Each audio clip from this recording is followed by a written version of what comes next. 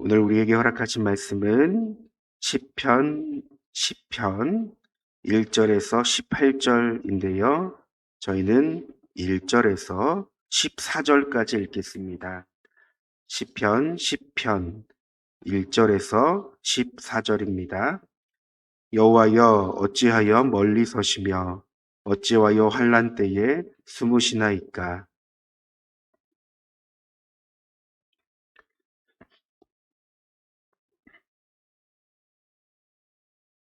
악인은 그의 마음의 욕심을 자랑하며 욕심을 부리는 자는 여호와를 배반하여 멸시하나이다.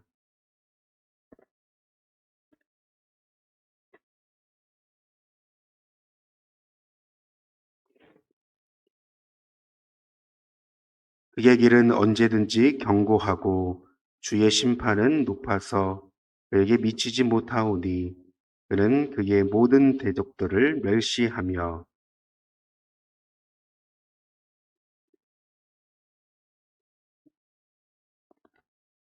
그의 입에는 저주와 거짓과 포악이 충만하며 그의 혀 밑에는 잔해와 제약이 있나이다.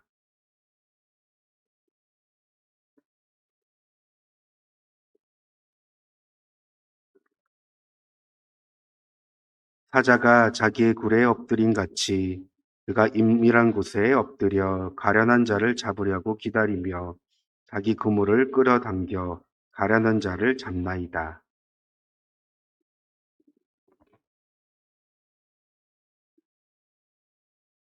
그가 그의 마음에 이르기를 하나님이 잊으셨고 그의 얼굴을 가리셨으니 영원히 보지 아니하시리라 하나이다.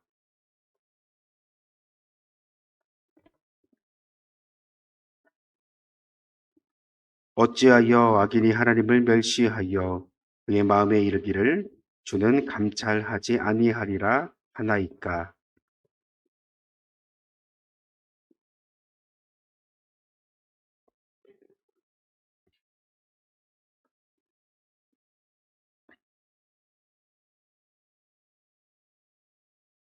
아멘. 오늘은 청년부 선교팀이 천보산 기도원에서 1박 2일 합숙 훈련을 합니다. 우리 이 시간 가운데 하나님께서 강력하게 역사하셔서 우리 청년들이 영적으로 성장하고 또 살아계신 하나님을 만날 수 있도록 위하여 기도해 주시길 부탁드립니다. 우리가 살아가면서 하나님이 멀리 계신 것처럼 느껴지는 순간이 있을까요?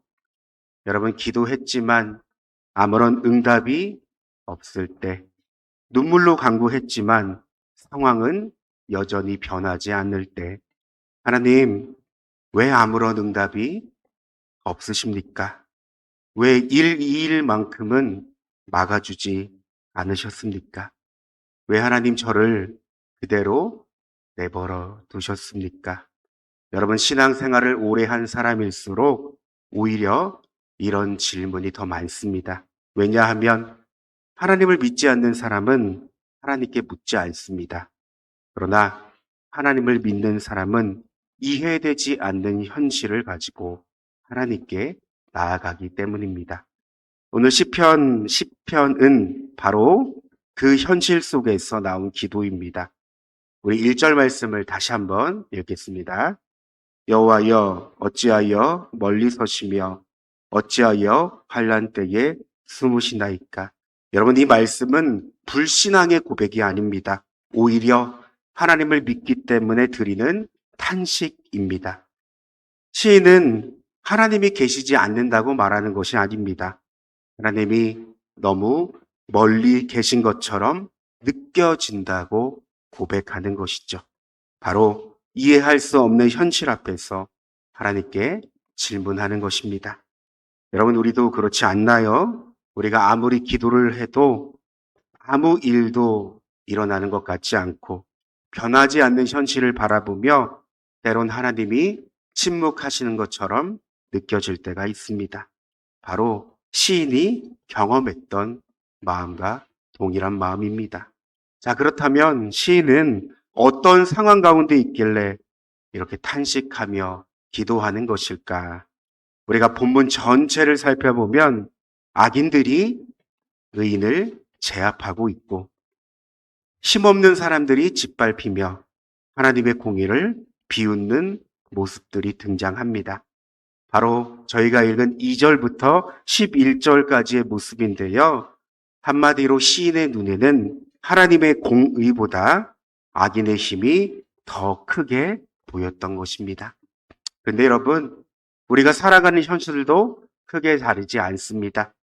우리가 생각해 보면 세상을 살아갈 때 정직보다 성공을, 거룩보다 이익을, 진리보다 욕망을 선택하는 사람들이 있죠. 여러분, 그 모습을 보면 우리도 묻게 됩니다. 하나님, 왜 악인은 이렇게 형통하고 의인은 고난을 받습니까? 도대체 하나님의 공의는 어디 있습니까? 여러분, 사실 이 질문은 오늘만의 질문이 아니었습니다. 성경에서 나오는 믿음의 사람들이 모두 이 같은 질문을 했습니다. 그러나 시편은 절망으로 끝나지 않습니다. 시인은 현실을 외면하지 않으면서 결국 시선을 악인에게서 하나님께로 돌립니다.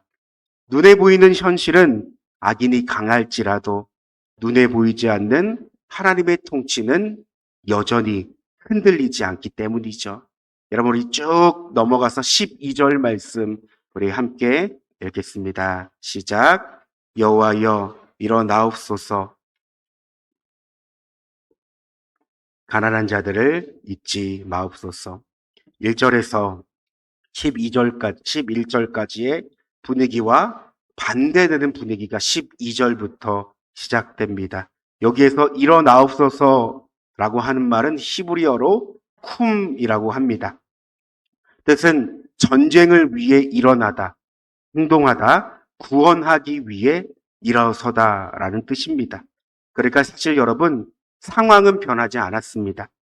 악인도 그대로 있고 문제도 그대로 있습니다. 그러나 한 가지가 달라졌습니다. 바로 시인의 시선입니다. 여러분, 시인의 시선이 현실에서 하나님께로 옮겨졌습니다. 이 장면을 보면 저는 하박국 선지서가 떠올립니다. 여러분, 하박국 시대도 마찬가지였죠. 나라에는 폭력이 가득했고 악인들이 형통했고 정의가 무너졌습니다. 하박국 선지자도 하나님께 따져 물었습니다. 하나님, 언제까지입니까? 왜 이렇게 악인들은 형통하며 왜 의인들은 고난을 받고 있습니까? 여러분, 이때 하나님께서 하박국 선지자에게 정말 귀한 말씀을 허락하셨습니다.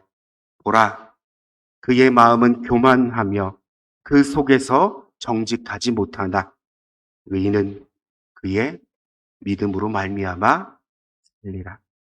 여러분, 환경이 의인을 살리는 것이 아닙니다. 믿음이 의인을 살리는 것입니다. 하나님의 응답에 하박국은 우리가 잘 아는 대로 이렇게 고백합니다. 하나님, 내가 어떠한 상황에서도 여호와로 말미암아 하나님으로 말미암아 기뻐하고 즐거워하겠습니다. 여러분, 우리의 삶도 마찬가지입니다. 우리도 눈에 보이는 현실을 따라갈 때가 있습니다. 그래서 때로는 현실이 하나님의 약속보다 크게 느껴질 때가 있죠. 그러나 여러분, 하나님은 우리의 시선이 변하는 현실이 아니라 변하지 않는 하나님께 우리의 시선이 머물기를 원하십니다. 제가 어린 시절 저희 아버지가 정말 동네에서 알아지는 술꾼이셨습니다. 술을 안 먹을 때는 그렇게 조용하시고 사람이 이 정도야? 라고 할 정도인데 술만 드시면 사람이 이렇게 달라지는지 정말 심각한 수준이었습니다. 그래서 술만 먹고 오는 날에는 집안이 온통 두려움에 가득 찼습니다. 뭐 보이는 성경책, 이렇게 신학 서적 다 불로 태우시고요. 집안을 때려부시고 또 어머니를 때리셨습니다. 그래서 저희 가족 모두는 하루하루 아버지를 피해 도망가기 일쑤였습니다. 그런데 어느 날이었습니다. 정말 심각한 정도로 아버지께서 어머니를 괴롭히셨던 날이 있었습니다. 얼마나 심각했으면 이 술에 취해서 부엌에서 칼을 들고 어머니께 달려왔습니다. 그리고 어머니를 위협했습니다. 그때가 제가 한 초등학교 한 2, 3학년이었는데요. 어린 제가 봐도 얼마나 다급했으면 제가 아버지 앞을 나가셨습니다.